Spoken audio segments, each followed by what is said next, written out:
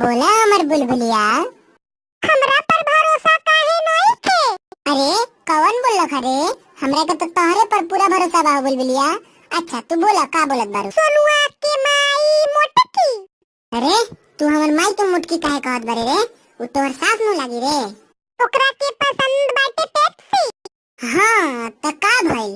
Pepsi तो सभे के पसंद बाटे। अगली बेर जब हमर घरवा आए रहलू त भैंसिया के दूधवा देले रहनी गार के त कहलू कि हमरा पेप्सी चाहिए पेप्सी। पेप्सी के ढक्कन बा गोल गोल। सोनू हमरा से प्यारी बातें बोल बोल। हाँ हो बुलबुलिया, हम तो तोहरे से प्यारी बात बोलम, ना कि उ सोनम गुप्तवा से जोन बेवफा निकलल। सोनू हमरा पर भरोसा काहे नहीं थे? कितना बार बोली रे? हमरा के तो तोहरे पर भरोसा बा। सोनुआ के बापू गंजा, ओकरा के पसंद बा जलेबी। अरे माना तनी कि हमर बाबूजी गंजा बारन तो ते हमर बाबूजी के बीच में का लिया होत रे? सोनुआ के भैया लंबू। अरे हमर भैया का लाम भरले बारन, एही न थोड़ी रोज रोज उनकरा के भैंसिया के दूधवा के गार गार के पियले बन स, तब नु आज इतना लाम बारन।